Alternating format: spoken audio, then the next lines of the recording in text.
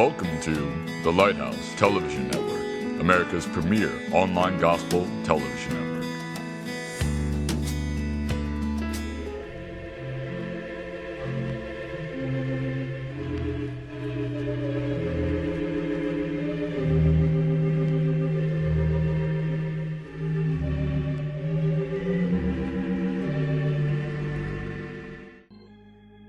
Welcome to the Lighthouse presentation of The Valley, a scripted case study of the Johnson Equipment Company owners and their families, employees and their families, friends, and associates. The co-hosts and their special guests will identify and encourage the participants to take the path to peace in the valley. This weekly broadcast is dedicated to sharing insights from God's Word to meet people's needs through the living Christ. It is a half-hour, powerful, and engaging broadcast geared to the lowest depths of indention or chasm in one's life, surrounded by rough terrain of depression, worry, anxiety, and the stresses of life when one's faith is weakened.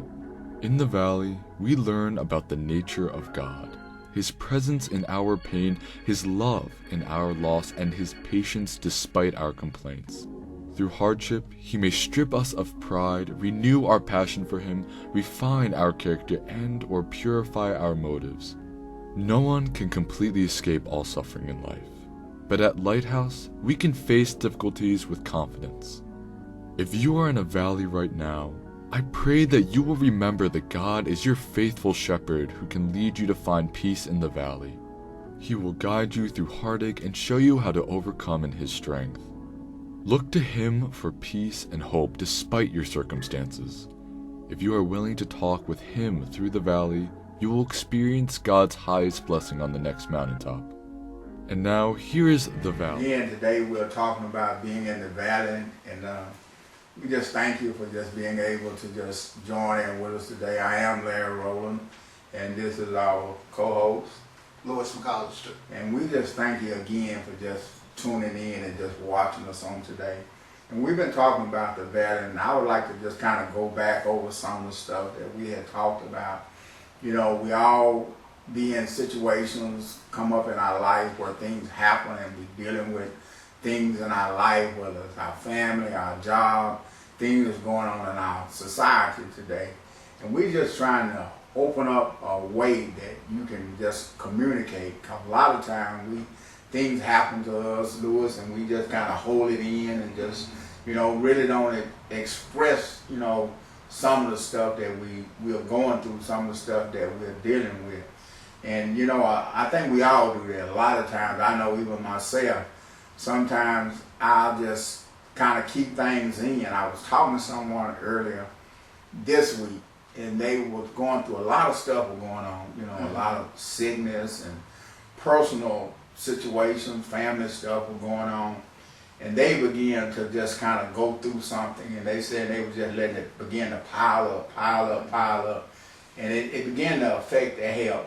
Yeah. Have you ever been in a situation where stuff just kind of just started piling up? Yeah, like you said, if you let it pile up, it can cause some problem, medical problems, because one time I used to, I was a mechanic, and I did a lot of front-end work and brake work, and it used to, I forget a lot of things. I said, oh man, did I tighten that man's wheel? Did I tighten his brakes? And it kept going over and over, and I developed an ulcer behind that. And I learned to kind of let stuff go. I learned not to really let anything bother me. I just pray over it and let it go.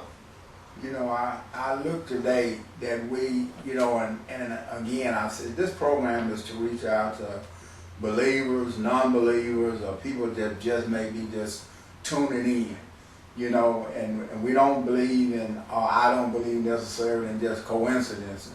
If you're just watching today, get a chance to just view this program, then it's a reason why, you're viewing it. A lot of times that people are going through or dealing with stuff, and they look for another outlet. Maybe they might pick up that drink. Maybe they might find themselves going somewhere, doing something that's going to be detrimental to them. There was a point in my life, I know when I was going through stuff, you know, whether it was overeating, you know, stress, dealing with stress, or, you know, way back there, you know, before I really just kind of, I'm a Christian now, but I hadn't always been a Christian, and there was times when I tried to, you know, work with situations in my life in a negative way, not in a positive way.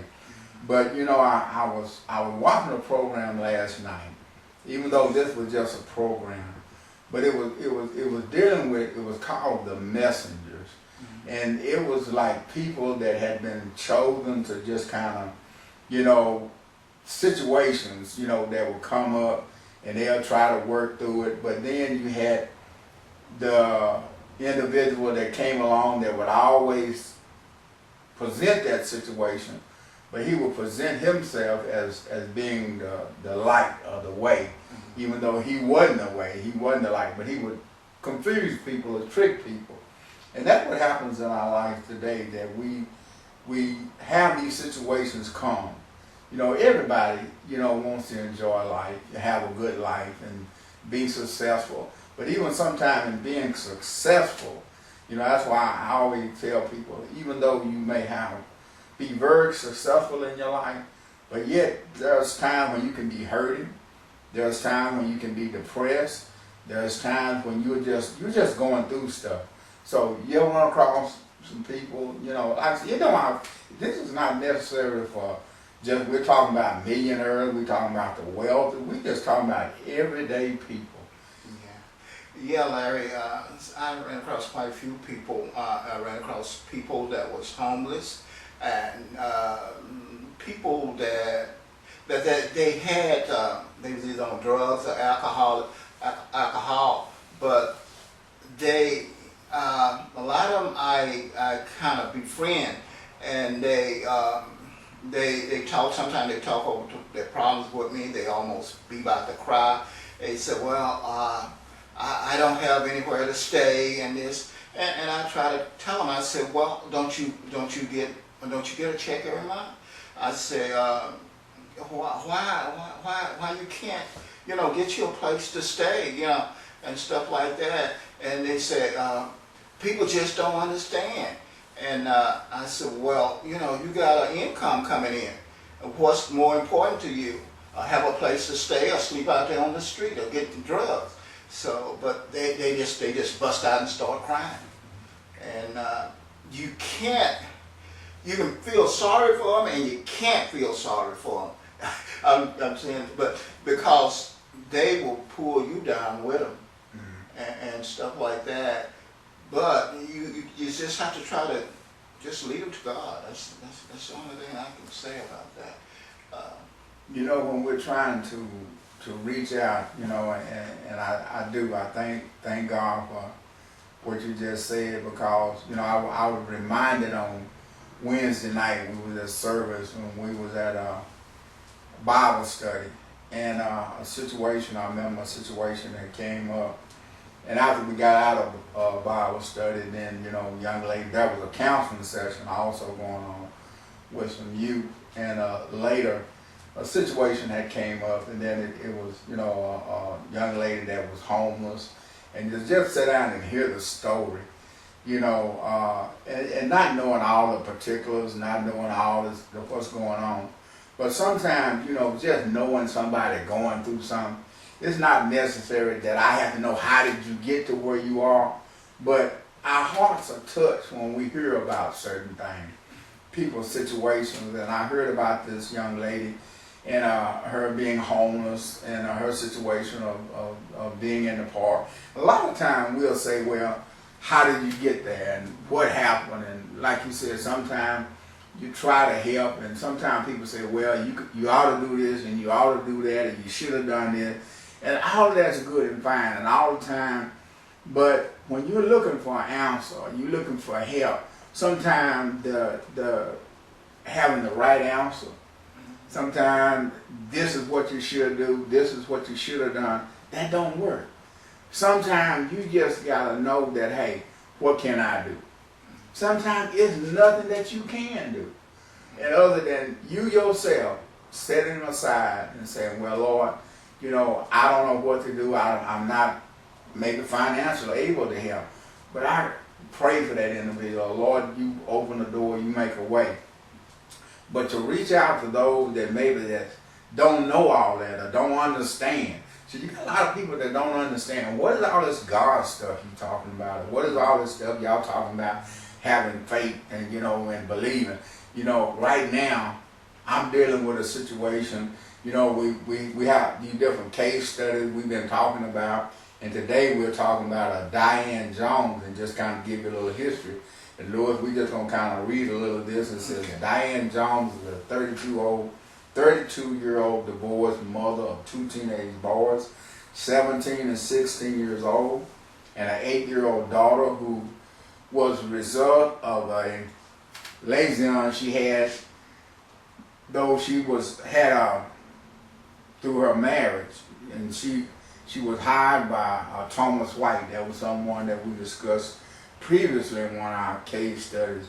But you know, dealing with her job, dealing with her family, dealing with her children, and Diane began to go through some stuff. That's why I say in everyday life, you know, whether you're living in this community and or you living into a gated community, or you living, you know, in a certain area of town, everybody's affected by problems. You know, that's why I say I've met people from all walks of life. It doesn't matter, you know, what area of town or your income level, we all gonna face something. You know, hurts come. You know, we've all been hurt. I've been hurt. I'm quite sure you've been hurt. And we have all had to face something, you know, whether our family, our co-workers. I was at work a week or so ago, and all of a sudden I just heard someone scream out. And it was one of my co-workers, a lady, her brother had passed away. She had found out that he had passed away. And then she just began to grieve, and you know, people began to run over to her. Now, it wasn't that she just found out then. I found out later. She had found out before she got to work, but she tried to come on anyway, and did. But it was just too much for her to handle at work.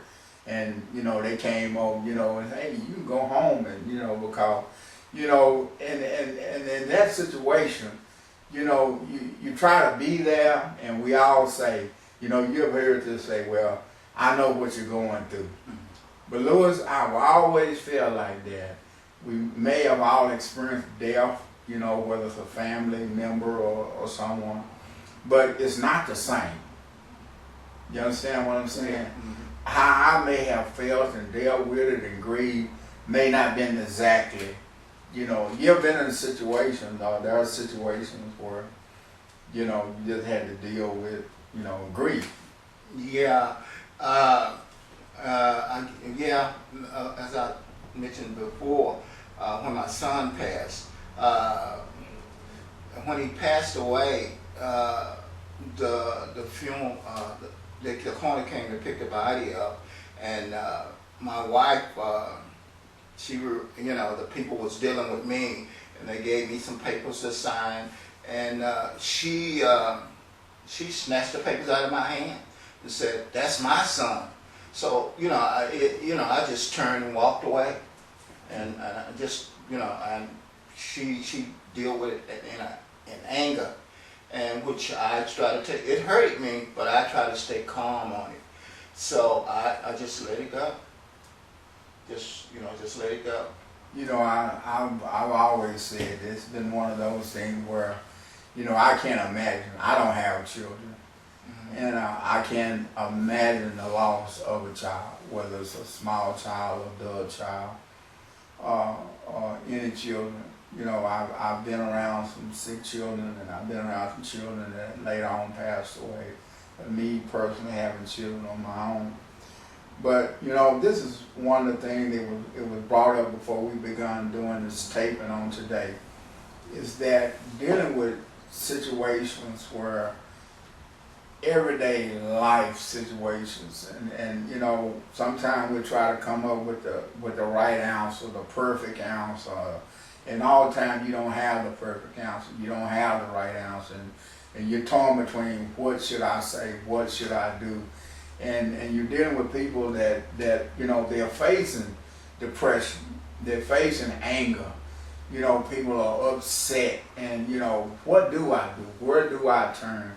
And as we were talking about here about Diane and you know, her family and dealing with her job and you know, things, her co-workers and things that she had, you know, she had been through.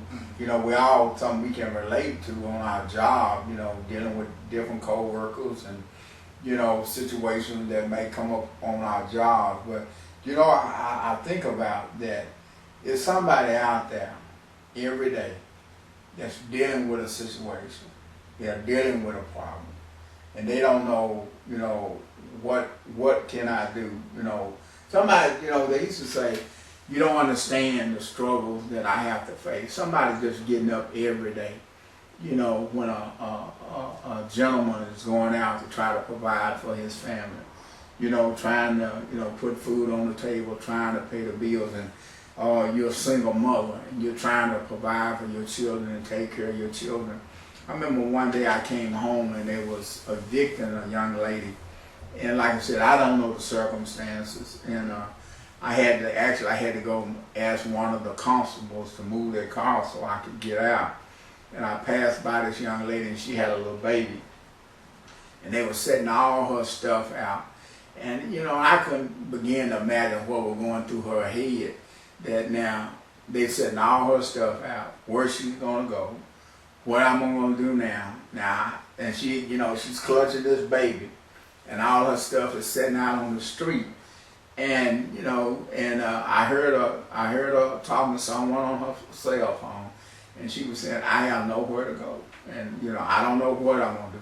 So you're dealing with those situations, you know, and that right there. And whatever our situation is, I don't know what I'm going to do. You know, I don't know what to do. Larry, I guess I was kind of looking at a situation where she had somewhere to go. They have shelters and places like that for them. And you know, we don't know what the circumstance of that being evicted. Well, I know apparently she didn't pay the rent. Maybe she didn't have a job. But that's where sometimes where churches and things come in. They supposed to be established to help people. I don't know if the lady had a church or nothing, a home to go to, but churches was formed to help people, and I know some of them don't, but that's one of their main purpose, to help people, and they could direct them to a shelter or a place where they can get something to eat. You know, even now they have a place where those people could take care of, you know, like a daycare center for them to take care of those small ones while they get out and get a job. But they have rules there. And a lot of people don't want to go to those places because they have rules. At a certain time, they have to be out of there looking for a job. And a lot of people don't want no job. You know, and then all of that is true. You know, before I got sick, you know, well, when I got sick, and you know, I tell people, you know, 15 years, you know, I didn't work prior to going to getting on dialysis, you know, kidney treatment and doing all this stuff. But I got into a situation through my sickness. I learned I had some good caseworkers, and they introduced me to a lot of different organizations and different people, and that's something that I kind of got involved with, different organizations. And you know, that's why I say a lot of times we say, you know, just like I said now, not knowing all the particulars, not knowing all the situations. And there are places out there. Matter of fact, it just happened, I was watching the news yesterday, and they were doing a program, I think it's K104 was doing a local station here, was doing a program to help battered women, and they having a fundraiser, I believe. And they was trying to raise money because they needed funds to the help. You know, they needed a vehicle to help get these women. And I've been into that because, like I said, and not all the time it's, you know, places, people. I believe God uses all of us, whether it's churches, individual, because there have been situations where I've taken people into my own home and tried to help. And I know you have to be careful, and that's why I'm saying you don't just jump out there and do a lot of stuff, you know. But there have been some situations where I hear people say a lot of times, the church, because even here at our church, people will call and say, I need food, or I need somebody to pay my bill. And just like sometimes you might see people on the corners and asking for money, and then you turn around and see them going to the liquor store or doing whatever it is, or buy drugs, whatever. But there it is, like I said. But so those of us that are believers, we believe that God have called us to help those that need help. And a lot of times we'll say, you know, that's why I said dealing with different organizations, sometimes it's not just a thing that you leave from, just say take the young lady, they put all the stuff out and then she just go to a shelter. It's not, sometimes it's just not that simple, you know. And we sometimes we say that, well, they got places they can go to, they got, a lot of times the funding is not there, sometimes they may not have a bed. Even on my job, I've dealt with some women that I've taken to battered shelters, and some of them had got help, some of them they didn't have a place for them at the time because they just didn't have the space, they didn't have, you know. So for whatever reason that you know, situations befall us, is that my belief is that we do what we can. It's not that we just say, well, go down the street. I remember years ago, many years ago, I left, you know, I was at a church, and I was going to pick up some members, and I had a flag, and I had to get out, didn't have a spur and all that, and I had to get out of the church van. So I went down, had to walk down the road, and I went to these houses, and then the door, I seen a house, Brother Lewis, it had a cross on it. It had the symbol of a Christian on it, you know, also the fish. So I said, surely I can get some help here. Mm-hmm. And because I knocked on several doors, nobody answered. And I seen, oh Lord, this, I seen the cross and the fish. I can get some help here. When I knocked on the door, and it was some people of another race, they answered the door, and they told me there's some African Americans live down the street. And I said, my. And I just caused me to shake my head. It didn't shake my faith. Mm-hmm. It just, I was just saying, you know, you got to grasp what I'm saying. Mm-hmm. Just because it was a cross on the door and the symbol of a Christian on the door. Mm-hmm. But I didn't get the Christian, what we call the Christian help. Mm-hmm. I was told to go further down the street, and I would run into some people that looked like me. Mm-hmm. And that did, baby, they would help me. Mm-hmm. But I'm just saying that, you know, not knowing, you know, different circumstances, whether, and like I said, we have to lose sight. That's me. We have to lose sight of why people where they are and do what we, and sometimes they call it tough love. Sometimes you have, like I say, people will draw you down, pull you down. We have to know when to let go. We have to know when to help. We have to know when to step in. We have to know when to back up. And sometimes you try to, as even in our family, sometimes it can be our own family. You know, our family can just, you know, you try to reach out. You know, I've had family, and I know other folks that have had family members that were, whether they were alcoholics, they were drug addicts, or whatever. You know, and I always tell them, you hate to see them in that condition, then yet they're your family, and you say, well, I wash my hands up, but I'm tired, I'm not going to have nothing to do, and nothing else I can do is just pray. Mm-hmm. But, you know, and I believe sometimes to come to that, that's all you can do. But then, yet and still, we have to believe what we say. Mm-hmm. And if you're praying that God is going to work it out, God's going to fix it, maybe it's not me, but God's going to send somebody in that individual life, whether it's my brother, my sister, my mother, my daddy, my aunt, my uncle, my niece, my cousin, whoever it is, my best friend, God is gonna have somebody come along and try to, you know, intervene in that person. Excuse me. Larry, I understand what you're saying. That's the reason I love the family that, you know, that's my blood family, because they supportive of each other. Now, we're getting back to this. When I said what I did, I do understand it. Churches is sturdy, taking up tithe money, and you got some churches out there, millionaires. They got money, and to me, that money is supposed to be. I know they got bills to pay. I've been working with finances in churches, in several churches. That money is supposed to be to help.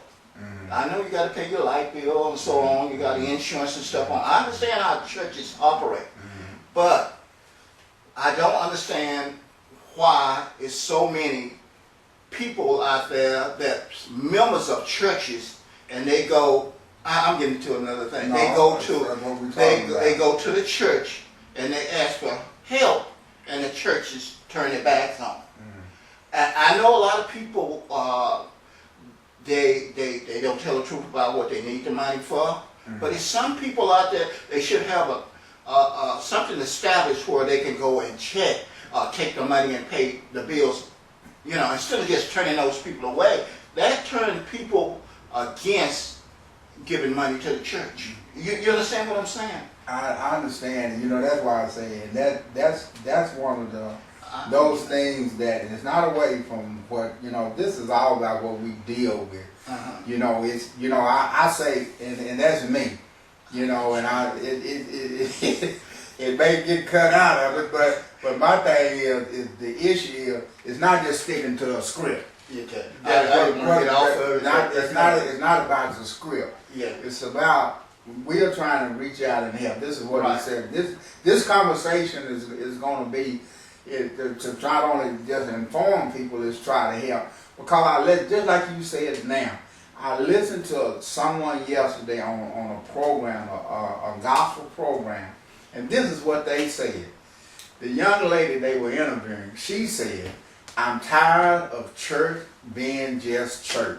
And the lady over the program said, "Hallelujah, thank you." That's what people done got tired of, just the church. Just saying this is church. And we're not doing what we're called to do. We can sing, we can pray, we can preach, we can do all. But people are tired. I've been saying it for years. People, there's more to it than just going through the motion. Coming in, like you said, and my thing is, if somebody come here for help, maybe a lot of times I'm here by myself. During the day, after I've gotten off of work or whatever, I stop by. Sometimes people will stop by and say, "Is this a church?" And I say, "Yes." And they say, "Well, is the pastor here?" And I'll say, "No." They say, "Well, I need some help." And I don't say, "Well, go down the road, or go to this church, go to that church, or go down to the homeless shelter." I said, "Well, what fare?" I may ask them, I'll say, "What do you need?" "Well, I need bus fare to get here or whatever." And I said, "What do you need?"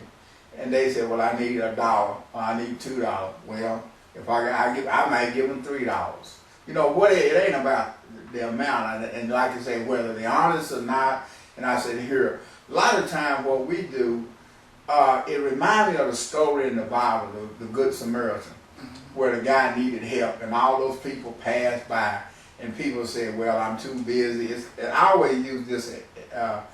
People on their way to church, and they'll pass somebody that may need help, and they don't stop because they say, "Well, I'm on my way to church. I got to get to church. I don't want to be late." But then you pass somebody right there that needed help right then. Right. But you know, sometimes, and I can understand. Yeah, I got to get to. Sometimes I'm coming to church, and I see people zoom, cutting the lane, and they going to the church right down the street from me. And I said, "My goodness, they running over me trying to. I'm running over me trying to get to church to sit there." But then I understand what you're saying. You know, that should always be checks and balances. And then I always tell people, there are some churches out there that's helping. See, we don't want to tie everybody into those that's not in. There's some big churches out there, and I don't know why people always got to say the big church. Well, the little church, you know, the little churches should be able to do some stuff too. And there are people that's helping, and some people that's not helping.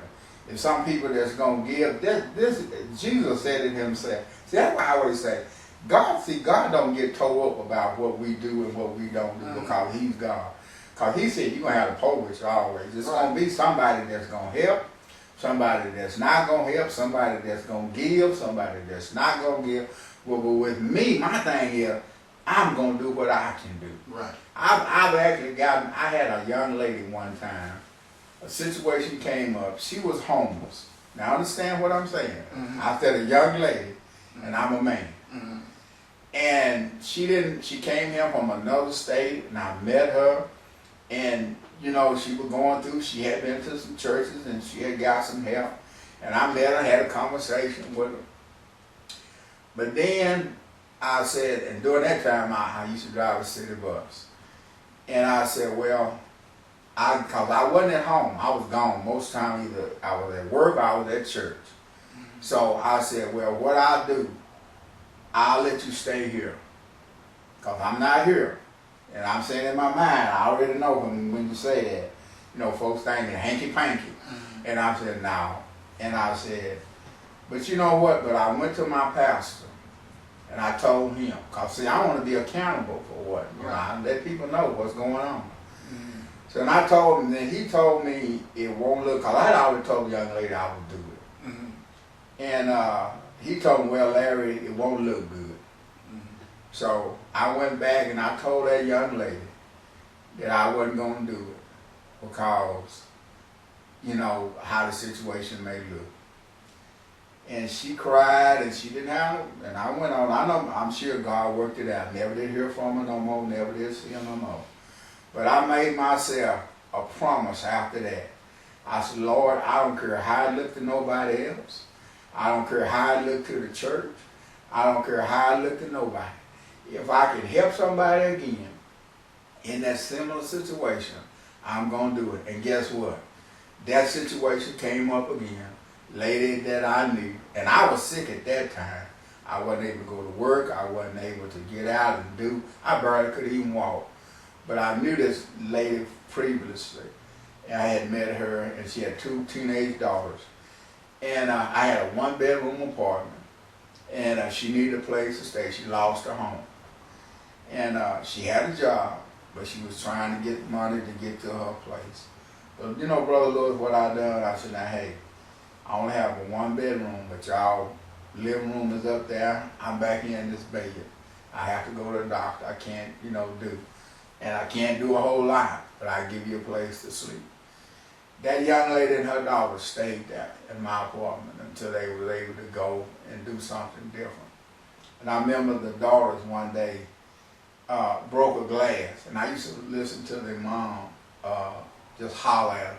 And I know because of all the stress and stuff that she was going through. And she would constantly get on her daughters. But anyway, they broke a jar, a little jelly jar that I used to drink water out of, or Kool-Aid, whatever. And those kids came up and said, please, please don't tell my mother that we broke this jar. And I looked at her and I said, baby, it's just a jar. It was just a jar. I didn't tell the mother about it. But see, they was under stress because their mother was under stress. So, and I understand what, like you were saying, but you know, churches should do more, and we done got away, you know. I'm not talking about get away from the study. I ain't talking about get away. I'm talking about the church is getting away from, then got away from what the mission God called us to, and that is to help. This here, what we're talking about today, you never think that we're getting away. This thing ain't about just doing the script. This thing is not about just getting away about this topic, but in order to help somebody, I always say that, I heard a minister say the other day, unless you own up to whatever it is that you're going through. If you have an addiction, you got to own up to it. If you're going through depression, you got to own up to it. If you got a problem with anger, you got to own up to it. Whatever it is, you got to own up to it first before you can. it's just like I said, if I got a problem, I remember I think in Bible study, after Bible study, we were talking about, some of them were diabetics, and one of the things that they limited is eating a lot of sweets. And I think some of you said that, well, I don't keep a lot of sweets down, so, Right. It won't affect my health. So, I'm the same way. With my weight, I said, man, if I start eating chocolate, then hey, I ain't gonna stop until I get through with it. Yeah. So, but on the serious side of all this, is that you know how you feel. God knows your heart. See, that's the thing about it, I tell everybody. God knows what moves you. God knows what's inside. And just to listen to you, you know your passion. Your passion is like you said, we see a whole lot of stuff that's not right. Right. We see a whole lot of stuff that's not right, and just talk about that. Whatever's in your heart. Yeah. Okay. I understand what you're saying. You got a big heart. You help people. I do too, Larry. I was in a situation like that. A lady got put out of her place, and I moved that lady in. She stayed in my house one day, and she stole from me. She stole a whole bunch of valuable stuff from me. While I woke up, and the lady had a sheet with the stuff going down the street. So you have to be careful who you bring in your house. Sometimes it's best to take them to a place where they can get help instead of bringing them into your home. I'm just saying. Your heart. Yeah. I help people too, but sometimes you have to be skeptical of doing that because they motives for being there is something else. I always say that, and that's why I say that every situation is different. And they say you have to handle it case by case. And then sometimes, and really, those of us that believe, and I always say, God let us know He allowed nothing to slip upon us. Sometimes God makes us aware of the people, the situation. Now, if I know it's a crook, and I'm going to go help that crook, well, I'm going to be very cautious to try what I do for them because I already know they're a crook. Right. If I know the person's a drug addict, then I'm going to be very cautious because I already know this. But then there are some situations. I remember a gentleman that came to the church, and again, I'll say the situation, the circumstances. And this ain't about beating up the church. This is not about tearing the church down. It's not about, because it's a lot of good that's done. I always say you got the checks and balances. You got good and bad, and you're going to have that in everything. But it was a situation in the church I was at, and again, I was driving a bus, and I seen this gentleman downtown Dallas, and he said he was a minister, and I used to pass by as I'm driving the bus through downtown. But I remember that situation, somehow he came to our church. And I remember him telling the pastor he had just got in the city. I had been seeing this man for several weeks. And he had just got into the city. And he didn't have any, where to go. But I went and informed my pastor what I had seen. Now, he took upon himself to, go ahead and do whatever he wanted to do. But all I know, the man wasn't truthful in what he was saying. I said sometimes people's motive, sometimes their motivation and stuff. But in this program, and what we're dealing with is about from your heart, my heart, and from the heart of the people that's watching this, that, hey, I need help. We're here talking to you today. We're dealing with stuff we have to go through, stuff we have to face every day, stuff we got to know how to handle, stuff that we're asking God to help us with. We don't have all the answers. We don't have all the solutions, but we know somebody that does, and we believe that Jesus has the answer. He is the answer. And again, I'll say that you may be somebody that don't know about all that. You might be somebody that don't know about Jesus. You might be somebody that say, well, I've been down there, I've heard all that, I've tried all that. That don't work for me. But let me tell you something, from my heart, that works. Even we all get in that place. I don't know where you are right now, but I've been in a place where my faith has been tested, my faith has been tried. I've been in the valley for so long, and I'm saying, Lord, you ever heard the people say that expression, what's next? What's going to happen now? Where am I going to go? What am I going to do? How am I going to make it? Even us we might have a home, we might have an apartment, we might have a job, we might have a bank account with a little money in it. We might have transportation to get around, but we still facing stuff. We're still dealing with stuff. We still got situations that's going to come up in our life, and every day, we are saying, it's just like somebody say every day, I'm just putting one foot in front of the other, trying to make it, trying to just survive. And that's what this program is about. We're trying to, you're facing the mountain. You got the storm that's going to come. You got, we were just in here taping, and the sun come out. It's been raining all week and all this, and bad weather and flood and rescuing people, and they've been having to do all that. But now the storm is past. The sun is coming out. But yet they predicted the storm is coming back. So we get out of one storm and then we go into another.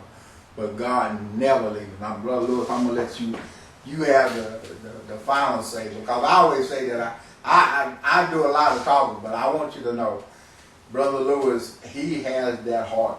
He has that heart of God, and I'm not just saying that, but we're going to let him have the final words.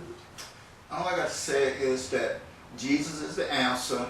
Just have patience and wait on him. Oh, there'll be peace in the valley for me someday. There'll be in the valley. Oh, there'll be peace in the valley for me someday.